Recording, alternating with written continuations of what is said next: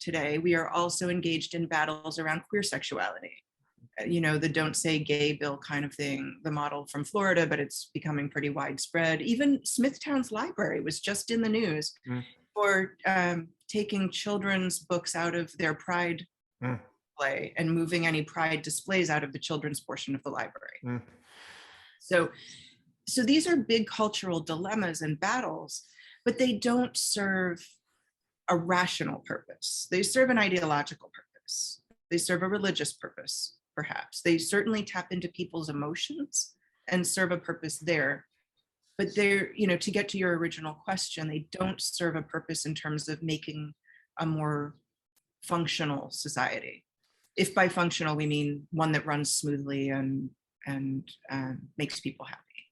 Yeah, I mean, it becomes a question of, again, a philosophical question of that subjectivity of a lot of the words being said, functional, you know, successful, better society, right? Like, because I would have to imagine a lot of the people who hold the ideological views, whether they be religious or whatever they are, that say we need to pull those books out of that bookshelf, or we need to overturn Roe versus Wade, or whatever it is, all the things we're talking about. It's because they believe with certainty that their ideology is right. They believe they've got it. And that comes back to a thread throughout this conversation, back to openness. Yeah. Openness, to me, it's the opposite of certainty. I think certainty is one of the most dangerous, if not the most dangerous things that exist in the world. And again, it's the other side of the openness coin, because when you have certainty, you will take actions like that because you believe you're right. And the problem with life, if you will, and the philosophy of it is that because none of us know for sure what is right, what is wrong, right? On a long enough time horizon, who's to say? It allows people who have more closed-minded views to say, I could be right. You can't prove me wrong. You can't prove that if we celebrate pride or queer ideologies, or whatever it is, and put those books in front of our kids, that it's not going to make us worse off as a society. It's possible, right? And somebody who practices true openness has to acknowledge, like, I think that's very unlikely, but maybe. And it's almost like an unfair fight at that point. The people with certainty have seemingly have like more, I don't know, charge behind their argument. And it's not logical. I'm not, you know what I mean? But it's what makes this tough. And I think it's what makes it challenging to figure out what you do about it, because the answer would seem to be more openness. But openness means I need to be open to that person's ideology and entertain it when they're not entertaining mine. And again, it gets back to that unfair fight aspect of it a little bit. You were interested early in the conversation in finding ways to quantify things. And one of the things that strikes me as a piece of information that can be introduced into a conversation like the one you're suggesting would happen between the more open person and the person with certainty is, you know, can we agree on how to measure something?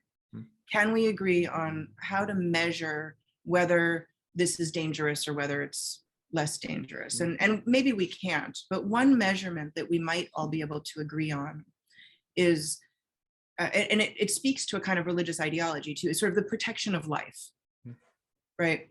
If we're going to talk about whether something is good or not good, right? And that's incredibly subjective and value-laden language.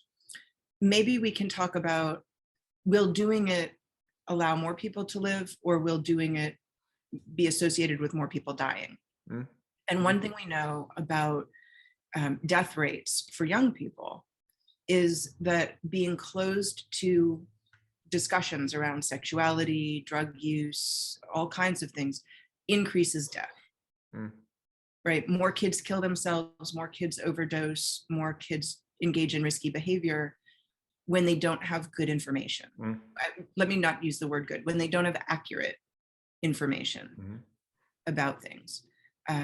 When we talk about women's health care, you know, there's a life argument around ending abortion, but more women will die in a society that does not allow openness to decision-making around reproduction.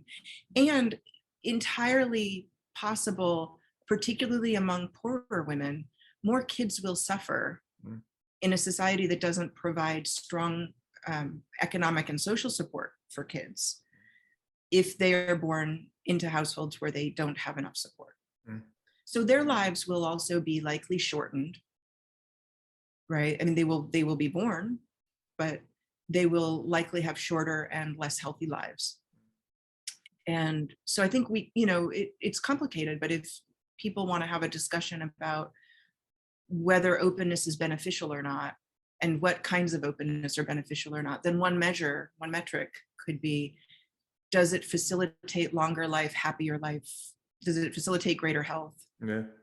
Because we do have metrics on those things. Yeah, it's almost as if the advantage, right? I said unfair fight before, but I think what you're saying is really important. It's what evens that fight, or maybe even makes it unfair, to stick with that term, but in the right direction, if you will, is that openness has the advantage that it is open to the truth. Like its objective is to get to the true best outcome, whatever that might be, and it's willing to go where that goes. Whereas closed-mindedness, certainty, is not. It's very finite. It's very limited in what it can look at. So to your point, what you're saying is, let's look objectively as best we can at the metrics. Let's look at the data and be truly open to it and see where it leads us, because the goal is to get to the truth and the better outcome, which is whatever it is, right? Younger people living longer, better lives, or however we're defining that metric and measuring it. You have that advantage with openness, that the truth is going to take you to where it takes you. And I think that is an advantage. I think that is something that allows openness to hopefully win out at the end of it, because the truth should win, ideally, if we can find it or get as close as we can to it. And that's why I said earlier that I think openness is linked with curiosity. Yeah. We have to want to know things. We have to want to learn things. And the more certain we are, the less we need to know. Yes. The less we need to learn. Yes. And take it to what you're saying with, the library and the books. To me, those are the conversations. That's part of the reason I do this show, is like, if somebody that I can imagine, I'm sure some of them may very well be neighbors of mine or in my community, obviously, people that would say like, yeah, you got to take those books out of the library. They have to be taken away. To be able to say, okay, let's sit down and let's have an open conversation about that. Let's let the truth play out, and let's talk about what our objective actually is and what we're trying to get to. And again, you have to be open to where it goes. But I think a lot of people would start to realize, I think, that if the objective is we want our kids to be safe, happy, healthy, to have access to satisfaction and fulfillment and joy in their lives, if that's what we're going towards, as you start to look at pulling those books away, you say, okay, what actually is the risk of those books being there? What is going to happen? Let's actually look. Let's be open and look. Okay, they're going to read it. They're going to learn about homosexuality or whatever the different topic is. And you say, okay, but now let's keep going. Why is that bad? What's going to happen from that we think?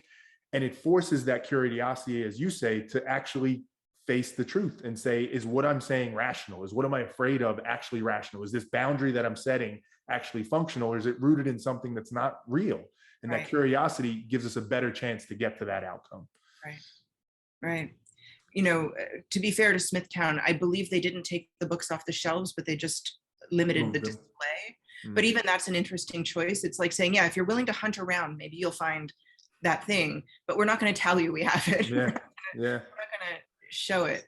And I think when you think about the kids in that instance, like, so what is the harm to the kid of learning, reading a book about somebody has two mommies, or that somebody has a same-sex partner? Well, so one outcome is, okay, if they have those feelings themselves, they're now going to know they're not alone. They might find people to talk to about it, and maybe they'll end up not hating themselves in that way. If they don't have those feelings themselves, they might say, oh, that's interesting. There are people who are different from me, and they're not bad people. That's okay. Yeah. And that's okay, right. Neither of those outcomes is bad. Well, let's even go to the outcome that somebody might be afraid of, which I think you and I would both agree is not a realistic fear. But let's say somebody who doesn't have those feelings reads that book and then says, maybe I do have those feelings now. Maybe I want to explore that, right? Because that's, I think, a lot of people's fear that might happen. Okay. And then what? Why is that bad? Because I think it forces people to face a question or an inconvenient truth they might not want to face.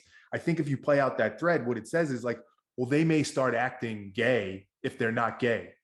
Mm-hmm. Okay. And why is that bad? And then they might realize they're not. And then or whatever it is, like, it forces you to look at it for what it actually is and say, oh, I just don't like gay people, or I just don't want my kid to be gay. Okay, well, why don't you want that? Why don't you, right? And it forces us to actually get to the root of what it is, which I think is what you're articulating. Like, that's what we want. We want the openness and the curiosity to figure out what's actually makes sense here and what doesn't. Exactly. Yeah. And now let's go here for a second as we're coming towards the end. This is, I think, a challenge in this, and you touched on it before, ideology, religion. Somebody could step into that conversation and say, okay, I'll tell you why that's bad. Because God said, the Bible said, whatever religion you might be, Muslim, whatever it is, that homosexuality is a sin.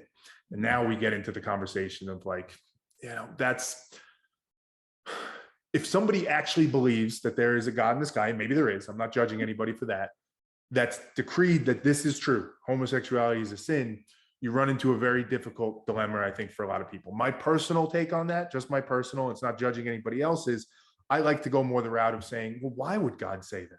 Like, it's not enough for me. And somebody might say this is blasphemous. They might say this is why you're going to hell. But I can't see another way other than saying, listen, God, if you're actually there, I respect you for whatever respect you deserve. But why would you say that? I need to know why, because this seems to be hurting people. And I need to understand that. But there's other people that would say you can't ask that question. If God said it, you just go with it. And what do we do in that situation? I don't know.